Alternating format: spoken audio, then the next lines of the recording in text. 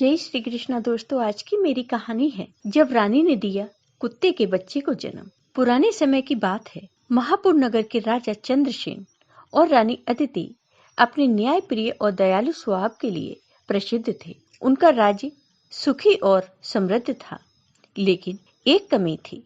विवाह के कई वर्ष बाद भी रानी को संतान का सुख नहीं मिला। राजा और रानी ने अनेक पूजा पाठ और व्रत किए ताकि उनकी गोद भर जाए। एक दिन एक सिद्ध साधु बाबा उनके महल में आए। रानी ने साधु बाबा से अपनी इच्छा बताई। साधु बाबा ने कहा, तुम्हारी गोद जल्द ही भरेगी, लेकिन याद रखना तुम्हारी परीक्षा भी ली जाएगी। जो होगा उसे प्रेम और धैर्य से स्वीकार करना। रानी और राजा ने साधु बाबा को प्रणाम किया और उनकी बात पर विश्वास किया। कुछ महीनों बाद रानी गर्भवती हुई। पूरे राज्य में खुशी का माहौल था। राजा ने प्रजा को दान दिया और महल में उत्सव मनाया गया। लेकिन जब रानी ने संतान को जन्म दिया तो महल में सन्नाटा सा छा गया। रानी ने एक मानव शिशु की जगह एक कुत्ते के बच्चे को जन्म दिया था। दरबारियों में फुसफुसाहट होने लगी। कुछ ने इसे अपशगुन कहा और सुझाव दिया कि कुत्ते के बच्चे को जंगल में छोड़ दिया जाए। लेकिन रानी ने बच्चे को अपनी गोद में उठा लिया और कहा, यह मेरा बच्चा है, चाहे यह कैसा भी हो। एक माँ के लिए उसका बच्चा हर रूप में प्रिय होता है।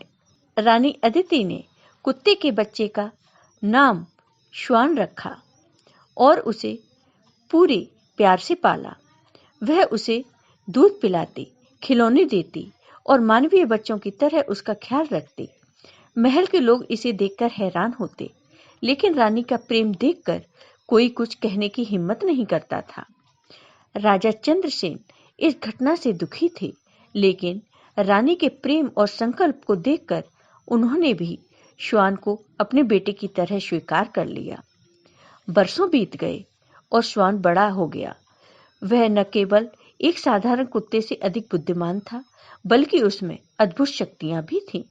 वह रानी की हर बात समझता और राज्य के प्रति वफादार था। एक दिन राज्य पर एक क्रूर राजा ने हमला कर दिया। राजा चंद्रसेन की सेना कमजोर पड़ने लगी। तभी श्वान ने रानी के पास जाकर कहा, माँ, मुझे युद्ध में जाने की अनुमति दें। यह मेरा धर्म है कि मैं अपने राज्य की रक्षा करूं। रानी ने पहले इनकार किया, लेकिन श्वान की दृढ़ता देखकर उसे अनुमति दी। युद्ध के मैदान में श्वान ने अपनी चतुराई और शक्ति से दुश्मनों को पराजित कर दिया। उसकी बहादुरी के चर्चे पूरे राज्य में फैल गए। युद्ध के बाद वही साधु बाबा फिर से महल में आए।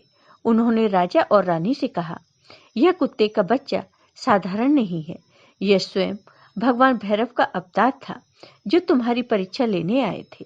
रानी अदिति, तुम्हारे मातृत्व और प्रेम ने सिद्ध कर दिया कि सच्चा प्रेम किसी के रूप या अवस्था पर निर्भर नहीं करता। अब श्वान अपना कार्य पूरा कर चुका था और अपने लोक लौट जाएगा।